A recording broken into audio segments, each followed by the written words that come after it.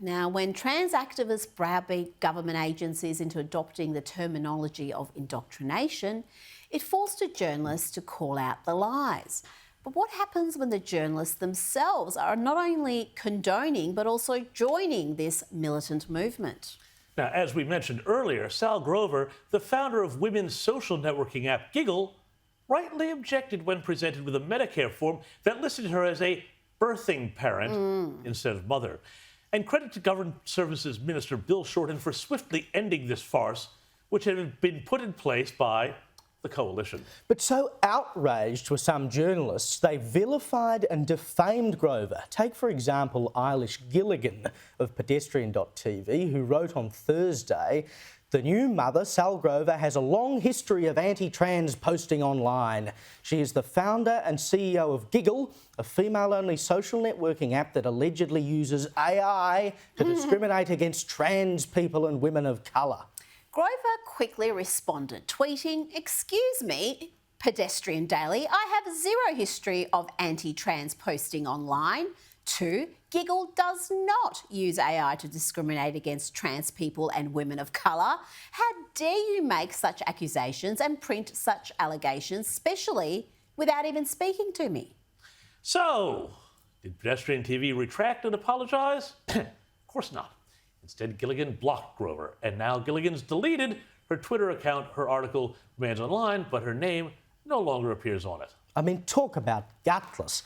But get this from pedestrian.tv deputy editor and former ABC journalist Jim Malo, who tweeted, quote, "Supering Sall Grover as just a mother is completely irresponsible. She's dedicated her life to excluding trans femmes and spreading nasty, bigoted views. She is not just a concerned mother or whatever, she's a transphobe."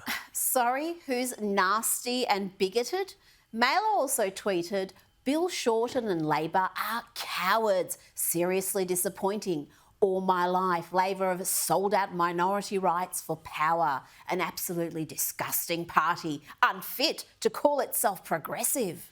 And Guardian columnist Greg Jericho was also put out by Shorten's intervention, tweeting, "Probably best not to govern via Daily Telegraph stories." What's wrong with that?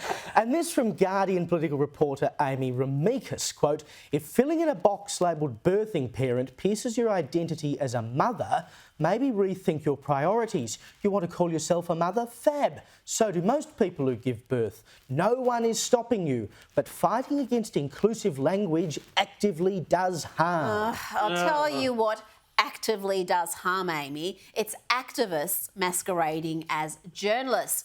When news.com.au covered this story, it threw in this doozy. Each year in Australia, several men give birth to children, really.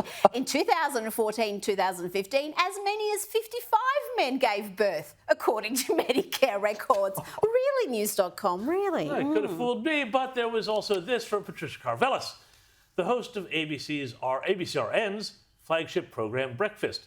She tweeted, "Probably might be a good time, especially after the last election, to think about the experience of others. Trans men giving birth is something that is happening in our community. Really? Trans people are tired of being the source of others' outrage."